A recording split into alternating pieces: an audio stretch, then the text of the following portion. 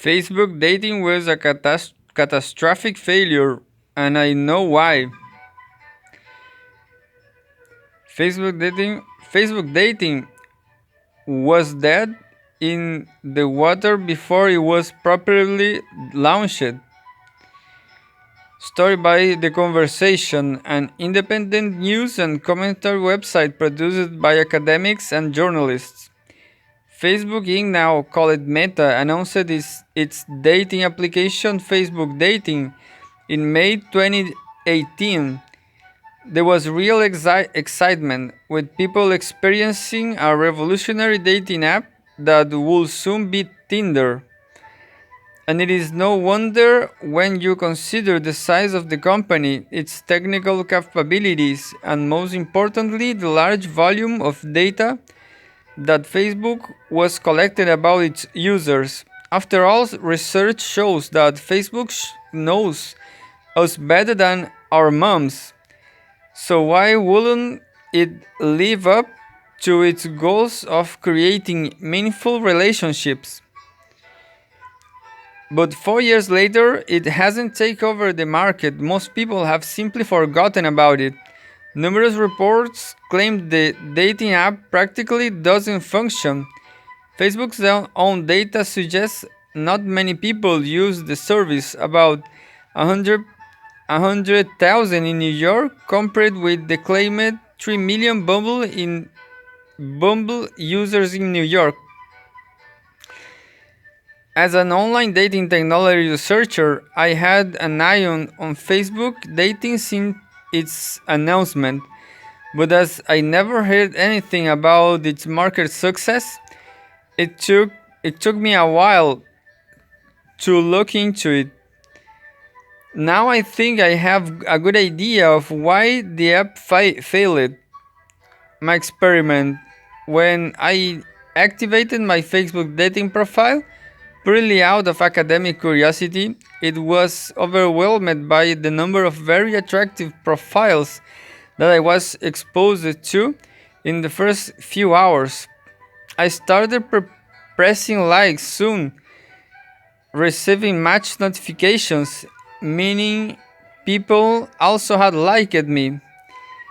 My own research shows that receiving a positive signal on a dating app for a male heterosexual users is a rather rare event.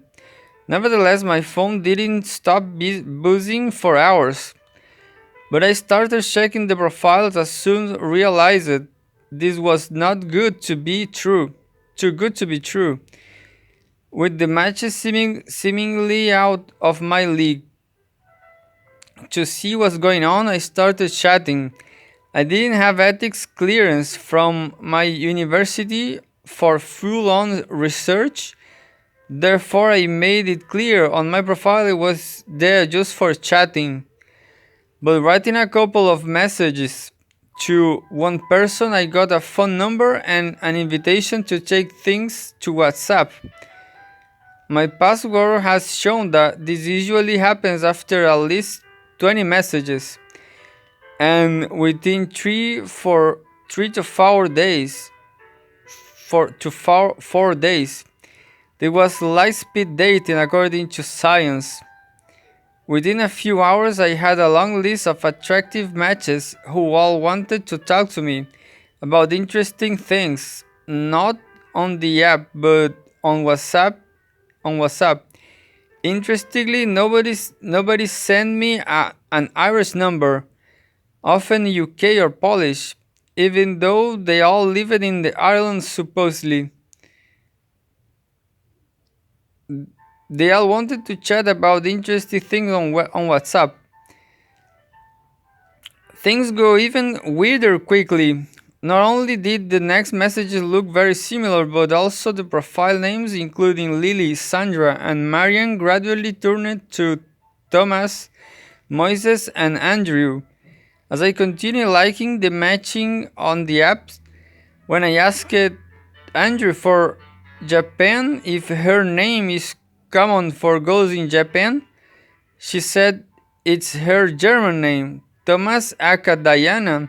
said it's her boyfriend's name, and Moises didn't reply. At this point, I started to suspect that I was dealing with an organized phishing campaign with the goal of on having my phone number via WhatsApp that combined my with my name, and heaven knows what will come next. If there is one social network company that could verify the authenticity of its users, it will be Facebook Meta. The wealth of data that we have shared with the app make it very easy for them to verify the account.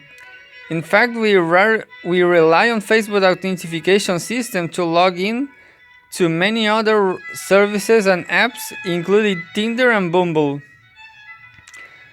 Why then didn't Facebook bother to remove all these fake profiles? Trouble in the horizon. Trouble in the horizon. Facebook dating coincided with all sorts of scandals, including the Cambridge Analytica one, the parliamentary questioning, maybe an invasive use of personal data for matching purposes would have raised more angry voices. It seems the original vision for Facebook dating may have been dead in the water before it was properly launched. The rather primitive design of the app suggests that there was little attempt to compete with the existing dating apps. Your experience could be similar to your experience on Tinder 10 years ago. It seems most like intentional that Meta allows fake accounts to lurk around Facebook dating. There simply aren't many real users. If the fake accounts are removed, the app practically becomes empty, and Facebook wants us to see many profiles to stay around the app a bit longer. So, what can we learn from all this? It might be hard for users to detect fake accounts on dating apps immediately. Therefore, it is important not to share your phone number and other private information before a level of trust is built. Eager invitations to take things to the next level, generic profiles, descriptions, and rather inconsistent replies to your messages could be all bad things to beware of. For the first time since its launch in 2004, the number of Facebook users stopped growing in the past quarter.